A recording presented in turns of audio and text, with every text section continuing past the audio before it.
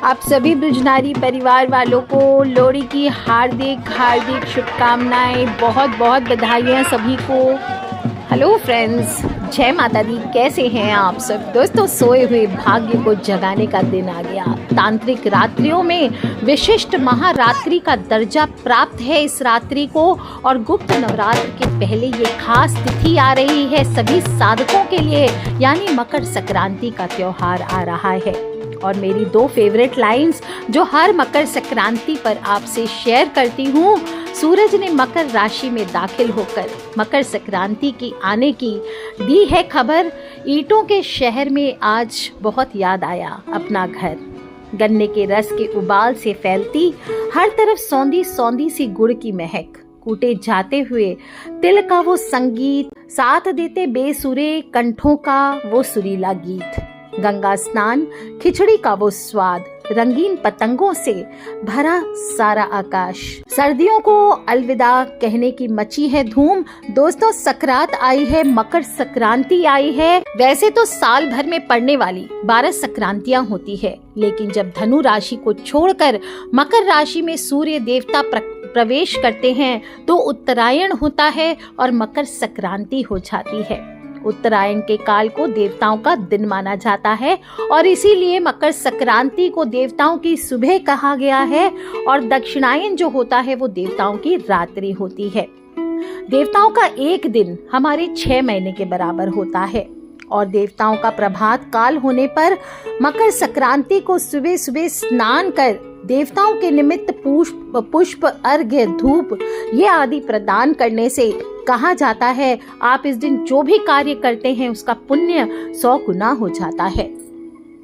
जब तक सूर्य पूरब से दक्षिण की ओर चलता है तो सूर्य की किरणों को खराब माना गया है, लेकिन जब सूर्य पूर्व से उत्तर की ओर गमन करता है तो किरणें सेहतमंद हो जाती है और सेहत को अच्छा करने वाली, शांति प्रदान करने वाली कही गई है, और इसीलिए इसका वैज्ञानिक महत्व भी है। मौसम का त्योहार है और साधु संत है, जो लोग भी स्पिरिचुअल लोग हैं, आध्यात्मिक क्रियाओं से जुड़े लोग हैं, उन सभी को ये दिन बहुत भाते हैं।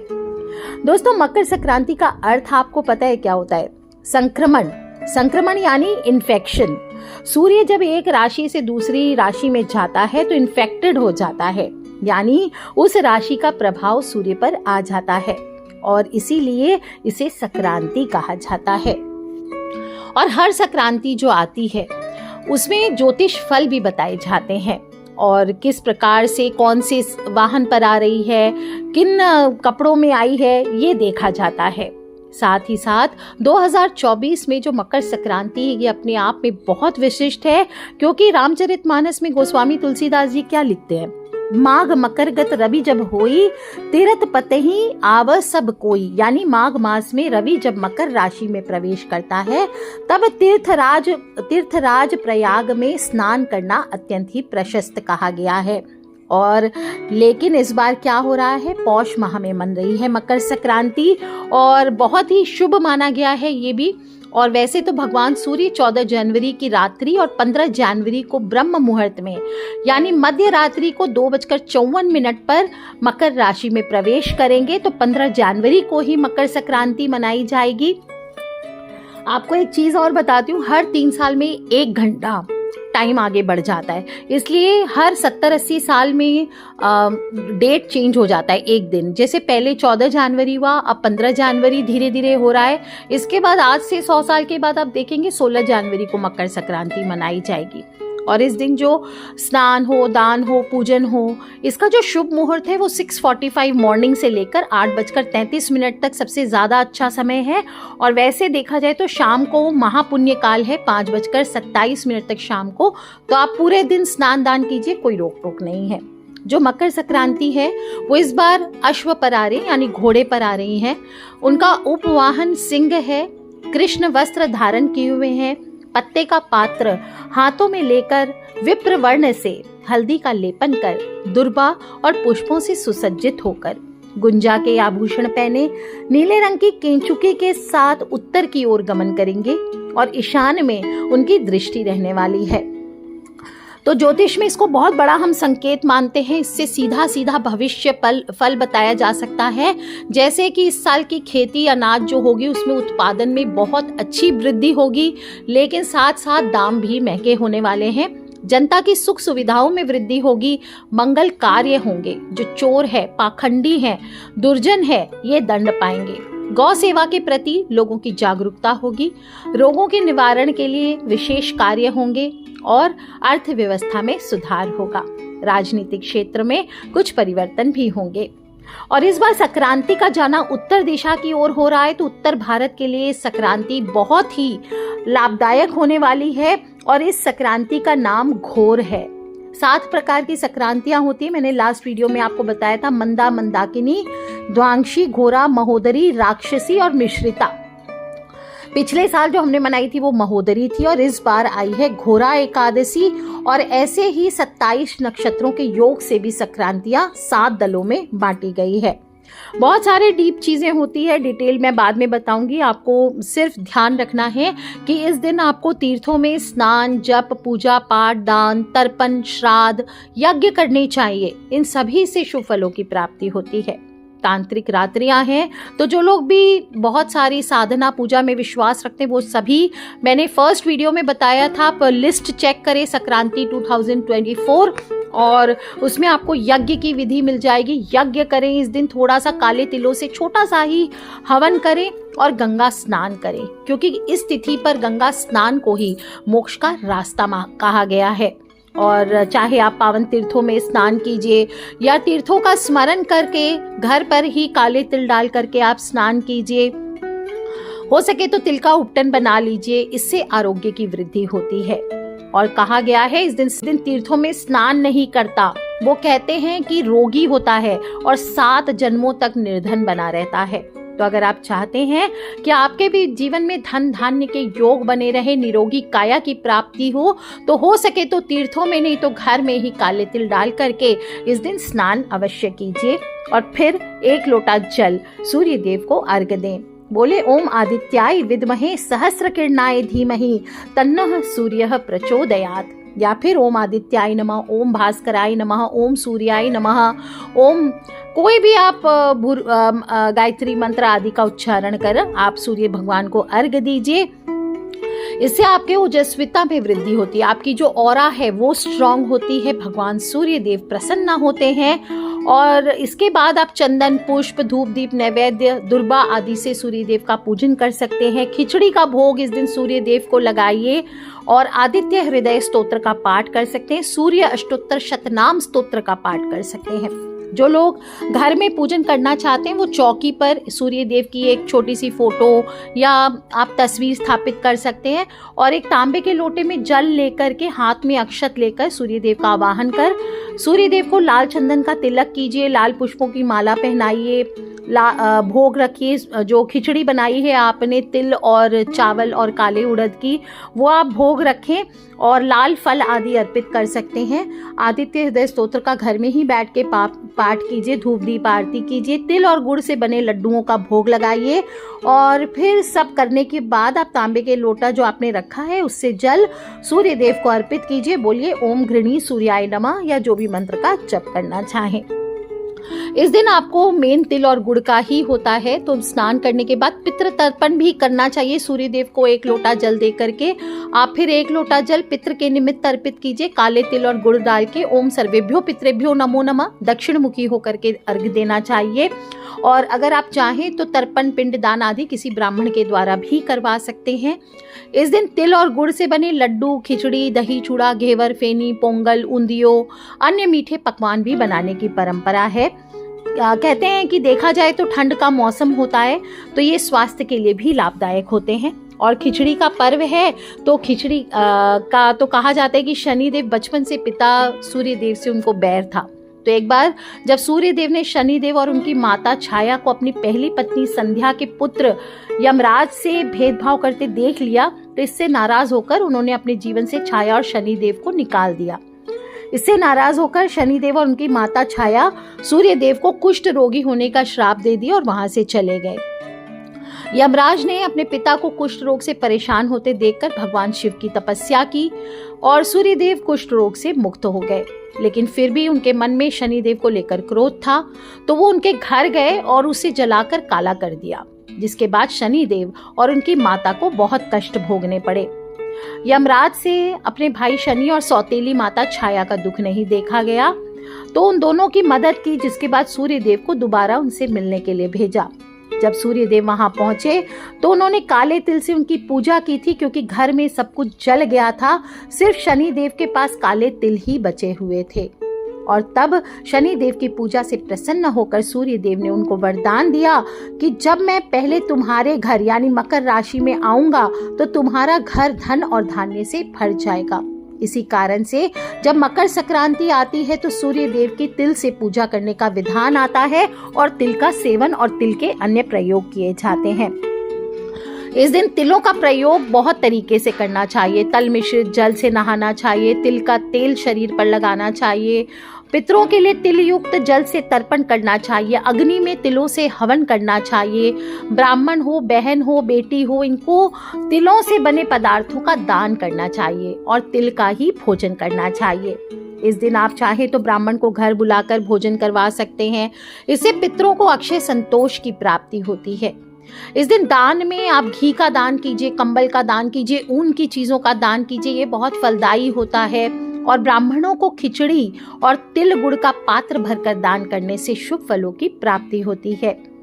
इस दिन आप कहा जाता है कि देवताओं के निमित्त तीर्थ में जाकर जो भी द्रव्य और सामग्री और पितरों के लिए जो भी पदार्थ दान करते हैं उसे आपके देवता और पितृ तुरंत स्वीकार करते हैं। और इस दिन किसी को भी खाली हाथ नहीं लौटाना चाहिए। कोई भिखारी हो, कोई साधु हो, कोई बुजुर्ग हो, कोई भी याचक हो, आपके घर से खाली हाथ न जाने पाए, इस बात का ध्यान करें। उसे कुछ ना कुछ जो आपकी परिस्थिति हो वो ही दे करके विदा करना चाहिए। और दान में तिल का कोई भी सामान हो तो ये और भी अच्छा होता है। और कहते हैं कि इससे मनुष्य को 100 गुना पुण्य फल की प्राप्ति होती है। कौन कौन सी चीज़ों का दान करना चाहिए? सबसे प्रथम काला तिल, सबसे ज़्यादा महत्व है, ये अनिवार्य भी, ज़रूरी भी माना गया है और रीज़न बता चुकी हूँ क्यों दान करना है। तो काले तिल का संबंध शनि देव से भी है, तो आप इस दिन शनि देव के निमित्त भी आप काले तिल और गुड़ की चीज़ों का भोग लगाइए। इससे शनि दोष भी दूर होते हैं। किसी प्रकार के आपके साढ़े साथी है, ढैया है, शनि दोष से पीड़ित हैं, तो भी आपके जीवन से ये कष्ट मिट जाते हैं। दूसरी चीज़ है खिचड़ी। और खिचड़ी इस दिन चावल में काला उड़द मिला करके खिचड़ी बनानी चाहिए विशेष रूप से। इससे भी शनि दोषों से मुक्ति मिलती है। ग्रह बाधा हो, किसी भी तरह के जीवन में नकारात्मक ऊर्जाएं घर कर गई हो, तो खिचड़ी इस दिन दान करने से, खिचड़ी वार करके फिर उसको आपको किसी को दान करने से कहा जाता है सभी प्रकार की नकारात्मक ऊर्जाओं से मुक्ति मिलती है। इस दिन घी का दान भी करना चाहिए। घी का संबंध सूर्य और गुरु दोनों से होता है। ऐसे में घी का दान करते हैं आप तो शनि और गुरु दोनों की कृपा आप पर बरसती है। चौथी चीज है गुड़। गुड़ का संबंध भी सूर्य देव से भी होता है और गुरु से भी होता है, यानी बृहस्पति देव से भी होता है। तो बृहस्पति देव और सूर्य देव, इनसे जुड़ी जो भी आपके ग्रह की समस्याएं हैं उनका निदान होता है। और कहते हैं जैसे रिलेशनशिप्स हो, यश मान सम्मान में वृद्धि हो, पति पत्नी के संबंध हो, सौभाग्य हो, ये सभी अच्छे होते हैं और ज्यादा इनमें वृद्धि होती है। और कंबल का दान, एक तो मौसम का त्योहार है, सर्दी का महीना, और साथ ही साथ मकर संक्रांति के दिन वस्त्र दान की परंपरा है। ऐसे में आप किसी जरूरतमंद को कंबल का दान कीजिए, ये श्रेष्ठ होता है। राहु और शनि से जुड़ी समस्याओं का विशेष रूप से निदान होता है। तो राहु का दान जो लोग करना चाहते, काल सर्प दोष आदि है, जिनके जीवन में राहु ने उथल पुथल मचा चुका है, आपके पास धन आ रहा है, बरकत नहीं हो रही, उन सभी को आज के दिन कंबल का दान करना चाहिए।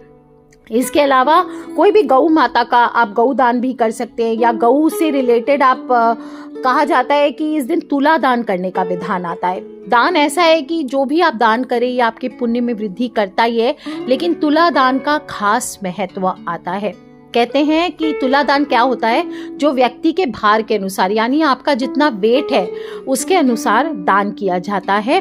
आपके वजन के बराबर अनाज का दान किसी ज़रूरतमंद को करना चाहिए।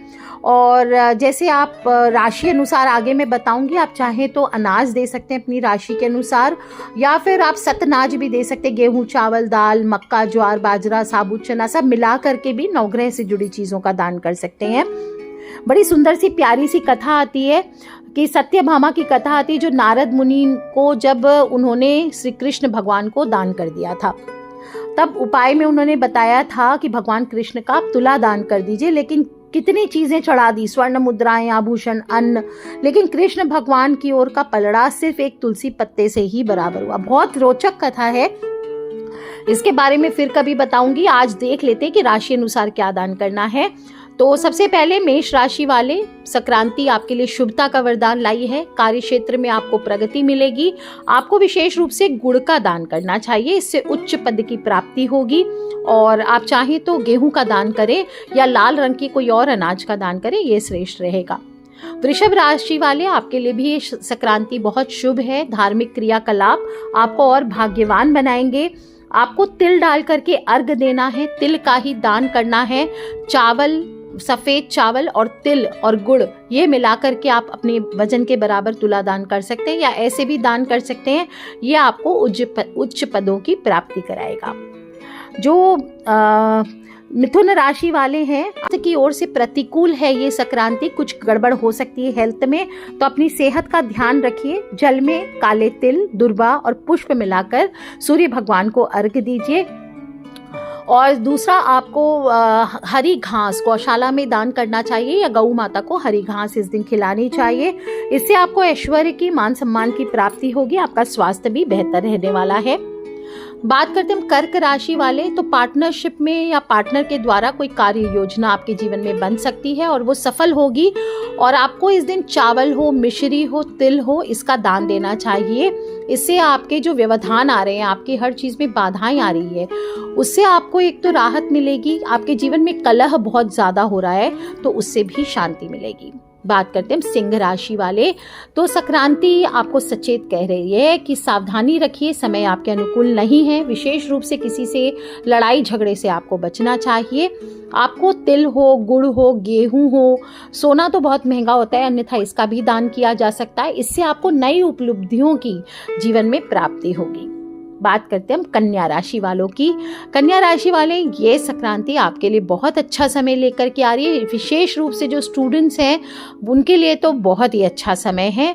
और अगर आपके जीवन में रोमांस आपके जीवन में है तो उसके लिए भी बहुत अच्छा रहने वाला है।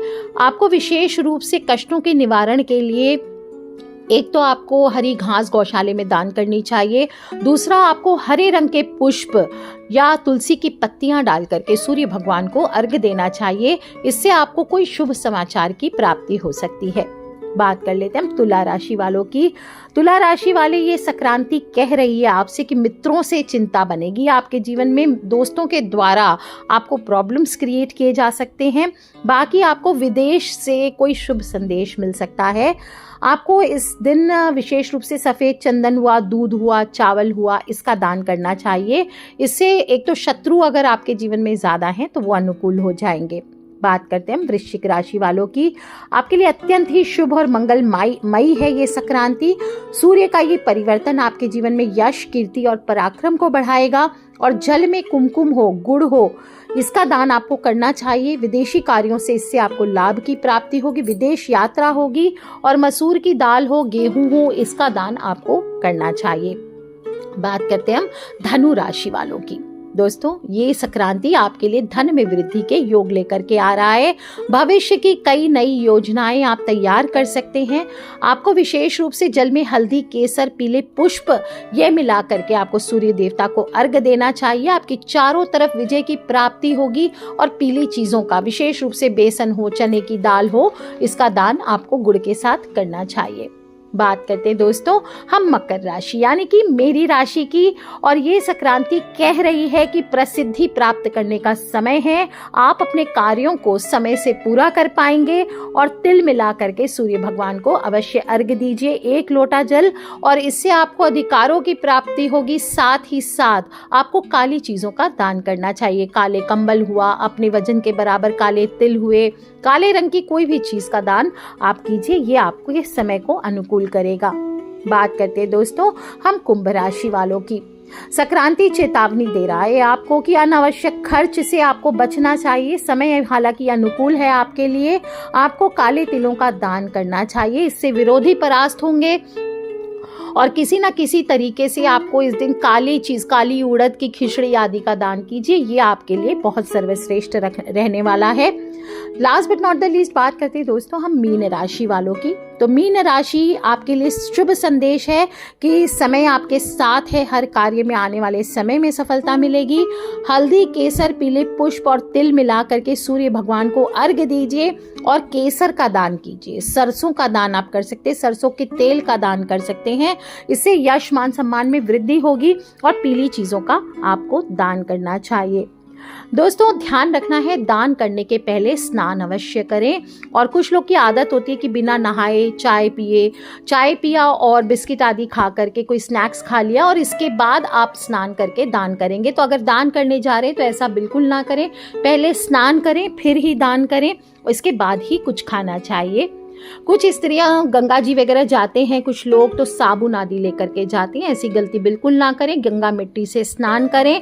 इस दिन साबुन लगा करके आपको नहीं स्नान करना चाहिए। स्त्रियां बालों को ना धोएं, बाल बांध करके स्नान करें, इस बात का ध्यान रखें। काले वस्त्र स्नान करने के बाद धारण ना करें अनटिल अनलेस आपको शनि दोष ना हो, शनि के लिए आप धारण ना कर रहे हो या तांत्रिक विद्याओं में आप साधनाएं ना कर रहे हो, आपको काले वस्त्र धारण नहीं करना चाहिए।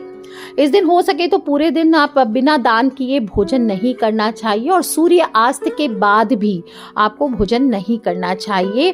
किसी भी तरह की मांस, मदिरा, लहसुन, प्याज आदि का तामसी भोजन का सेवन ना करें। कोशिश करें खिचड़ी, गुड़, तिल, घेवर, फेनी, ऊंधियो आदि जो भी चीजें आपके, पोंगल जो भी आपके यहाँ बनती है, इन्हीं चीजों का सेवन आपको करना चाहिए। किसी तरह का नशा हुआ, शराब, सिगरेट, गुटखा, इनके सेवन से आपको बचना चाहिए।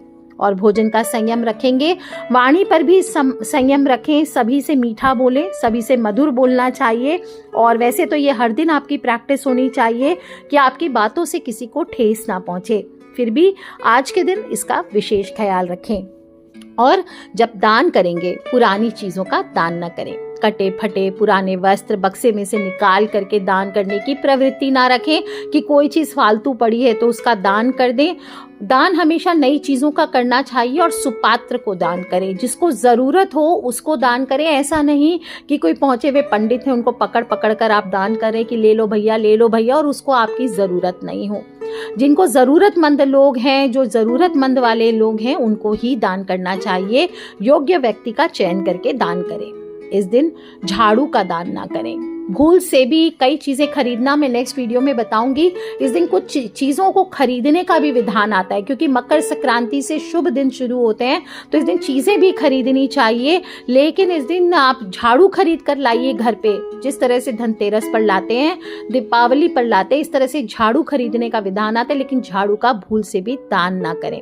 कृषि से रिलेटेड है और फार्मिंग से रिलेटेड ही देखा जाए तो ये त्योहार है और आज के दिन लेकिन गलती से भी फसल नहीं काटनी चाहिए। अगर आपकी योजना है आज के दिन फसल काटने की तो उसे टाल देना चाहिए। यहाँ तक कि पेड़ों की कटाई छटाई भी नहीं करनी चाहिए।